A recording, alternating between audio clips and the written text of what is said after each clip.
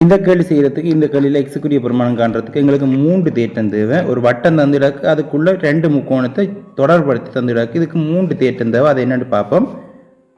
அரை வட்டம் ஒரு வட்டத்தின் மையத்தினூடாக போகிறத விட்டம் என்று சொல்லுவோம். இந்த விட்டத்தால் தொடுக்கிற கோணம் முக்கோணம் எல்லாமே 90 பாகையாக இருக்கும். இதை சொல்லுவோம் அரை வட்ட கோணம் 90 பாகைன்னு சொல்லுவோம். இது ஒன்று.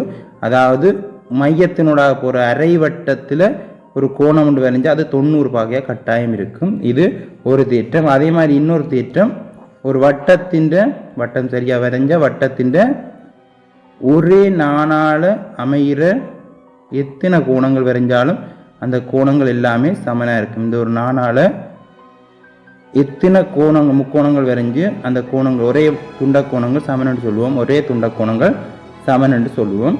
அதே மாதிரி இன்னொன்று இருக்குது, அது எல்லாருக்குமே தெரியும். முக்கோணத்தின் அகக்கோணத்தின் கூட்டுத்தொகை 180 பாகை. இந்த 3 தான் தேவை. முக்கோணத்தின் சம்மந்தப்பட்டது அகக்கோணத்தின் 180 பாகை, அது தெரியும். ஏற்கனவே 2 கேள்வி இதுக்கு முதல் கேள்வியை பார்த்துருக்கோம்.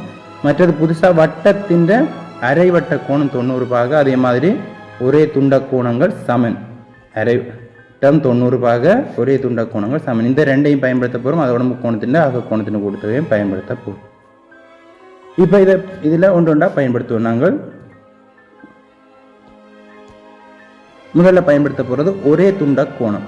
இது ஒரு நான், அதாவது இந்த வட்டத்தை நாங்கள் இதை இப்படி வரைஞ்சி நாங்கள் கீழே போட்டு வரைஞ்சி நாங்கள் இதில் வரைஞ்சிருக்கு. இப்படி ஒன்று போட்டு இங்கே நானை போட்டு இப்படி வரைஞ்சிருக்கு. கிட்டத்தட்ட ஒரே துண்ட கோணம். இது துண்டம், அதாவது அடி நான். இதிலேருந்து இங்கே ஒரு துண்டம் வரைஞ்சிருக்கு. அதே அடியை வச்சுக்கொண்டு இங்கே ஒரு துண்டம் வரைஞ்சிருக்கு. ஒரே துண்ட கோணங்கள் சமன். இது 40 பாகை என்றால் இதுக்கும் 40 பாகை தான் கட்டாயம். 40 பாகையாக தான் இருக்கும். அப்போ இதுக்கும் 40 பாகை. அடுத்தது சொன்னாங்க அரை வட்ட கோணம் 90 பாகை. இது மையம் என்று தந்திருக்குது. புள்ளி ஒன்று போட்டிருக்கு. மையத்தினோட போகிறது விட்டம். அப்போ இது அரை வட்டம்.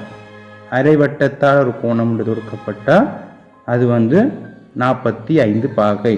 அரை வட்டத்திலிருந்து ஒரு கோணம் தொடுக்கப்பட்டிருந்தால் அது 45 பாகை. அப்போ இது 45 பாகையில் 90 பாகை மாதிரி சொல்லிட்டு போல அரை வட்ட கோணம் கட்டாயம் 90 பாகையாகத்தான் இருக்கு. அரை வட்ட கோணம் 90 பாகை. அரை வட்ட கோணம் 90. இப்போ இந்த கோணம் 90 தெரியும் உங்களுக்கு. இது 90, இது 90, இது எக்ஸ். இதை தான் காணப்போகிறோம். இது 40 தெரியும். இது ஒரு முக்கோணம், அது முக்கியம். அப்போ முக்கோணத்தின் அகக்கோணத்தை 3ஆவது பயன்படுத்துகிறோம். முக்கோணத்தின் அகக்கோணத்தின் கூட்டுத்தொகை 180 பாகை. எக்ஸையும் 40ஐயும் 90ஐயும் கூட்டினா 180 பாகைக்கு சமன். என்னடா முக்கோணத்தின் அகக்கோணத்தின் கூட்டுத்தொகை.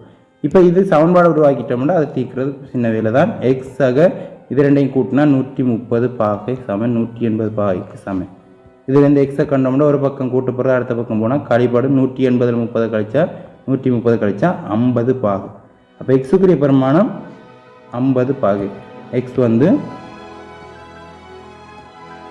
50 பாகையை குறிக்குது. எக்ஸின் பெருமானம் 50 பாகை. இதில் எக்ஸின் பெருமானம் 50 பாகை.